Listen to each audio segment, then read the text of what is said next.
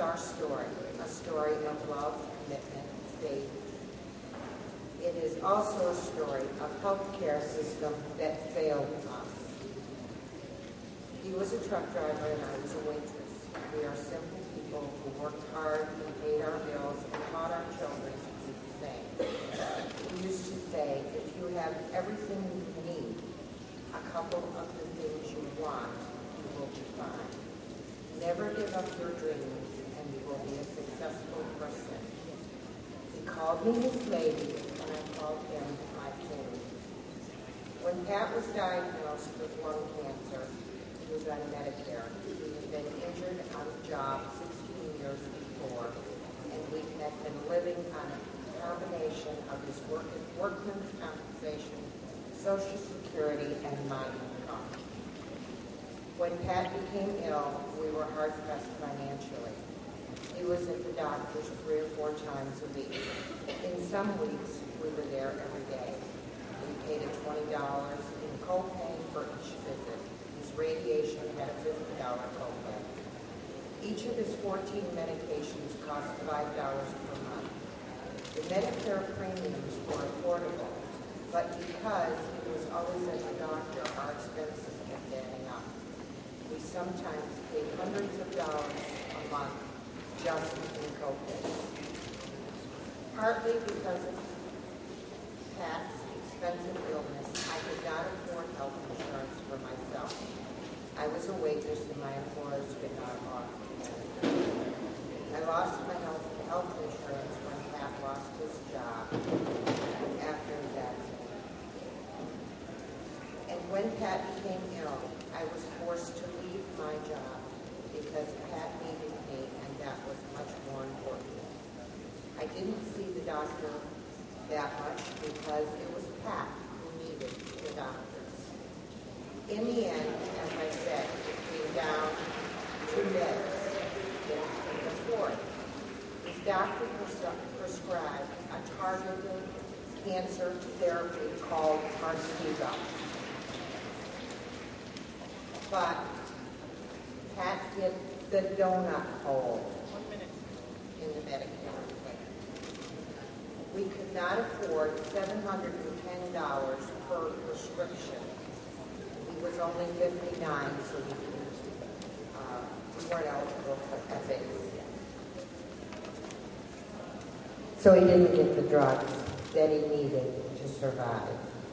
Instead, we accepted the services of hospice and he was sent home. Over the next 3 days, we had over 300 people at our house to say goodbye. We were so rich in family and friends. At his funeral, there were over 550 people, from city officials to firefighters to street people, who knew him, loved him, and respected him.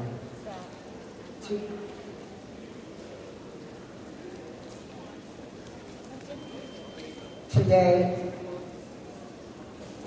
I am still uninsured. I received some cancer screening through the Healthy Women's Partnership at Glens Falls Hospital.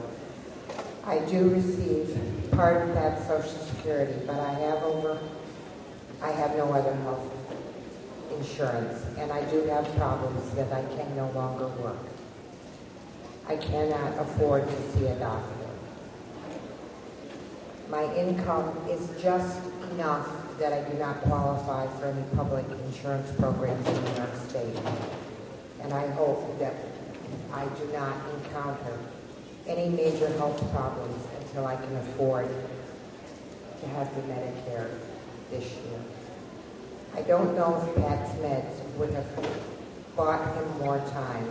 I do think we should have been given the chance to find out.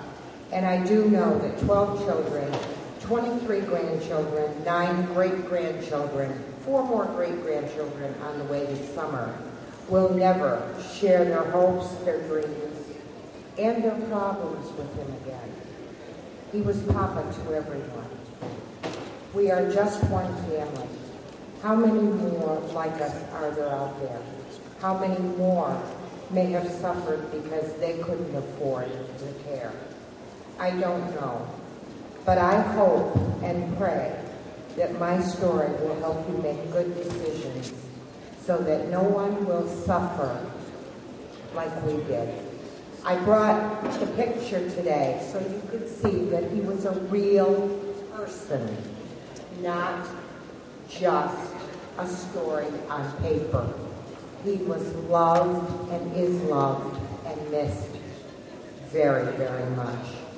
I wear this pin on my shoulder of my husband Patrick to honor him in the hopes that we can all stand here together someday and celebrate the lives that are saved, not lost.